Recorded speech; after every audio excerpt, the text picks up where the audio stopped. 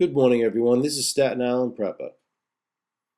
I'd like you to take a look at the traffic on the left side of the screen.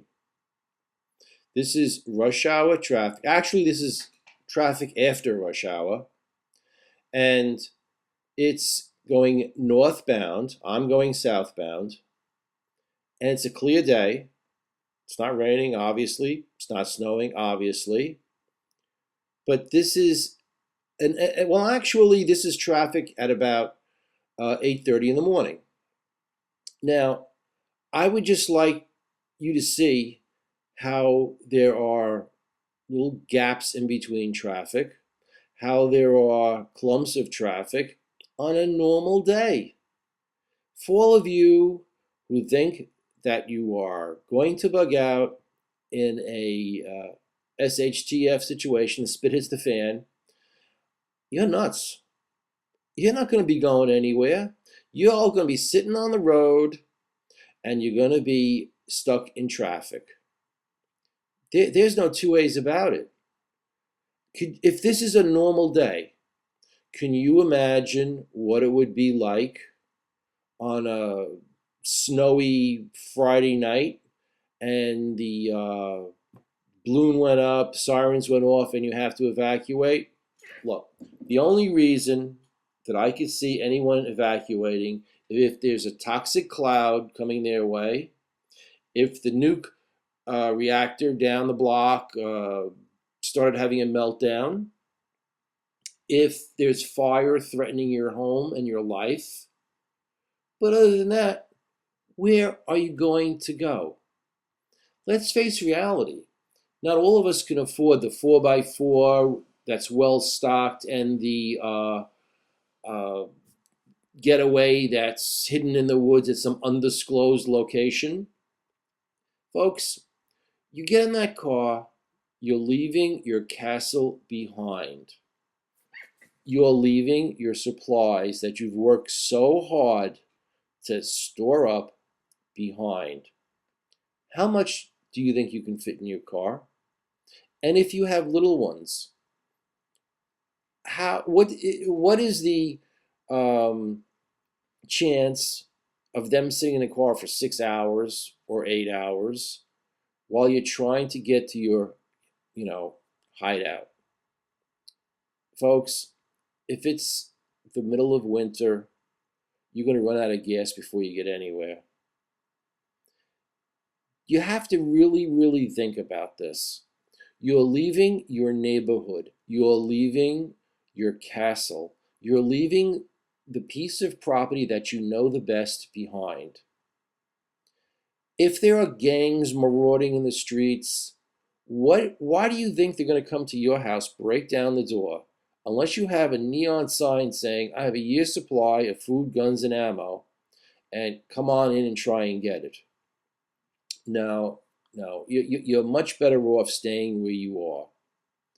And what happens if you have, a family member that's infirm, that's incapable of being moved, that is in need of constant medication?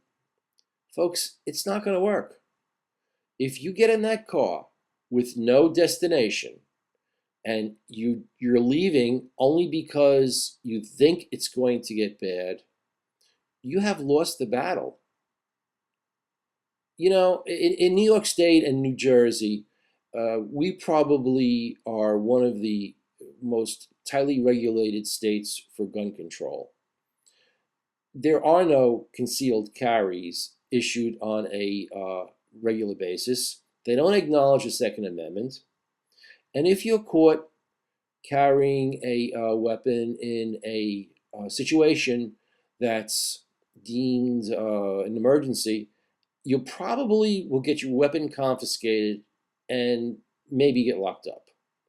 You just can't do that here. This is an urban environment. What you have to do is you have to plan. You have to plan to defend your home, in whatever means you choose.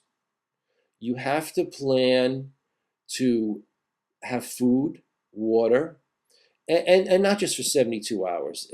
They started that, years ago, thinking, well, what could happen? Well, I think with the onset of the incident in Japan and living near nuclear reactors like Indian Point and the one in Lacey Township, Toms River, um, they're starting to trying to pass a law now that you have a mandatory evacuation within 50 miles. Well, okay, if that's the case, then yeah, maybe you better prepare to leave.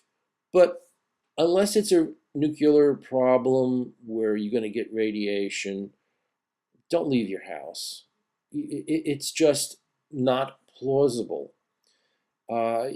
If there's rioting in the streets and it's a WROL situation, it could last a month, 2 months, 3 months. Don't you think they're going to call in the National Guard? I mean, you're not going to be able to roam around and drive where you think you're going to drive. 9/11, they closed all the bridges. They closed the major highways. You're not going to go anywhere. If you live near a military base, and there are 3 of them in this area, there's McGuire Air Force Base, there's Fort Dix, and there's the Lagos Naval Air Station. All the adjacent highways and all the adjacent roads will be closed for security reasons.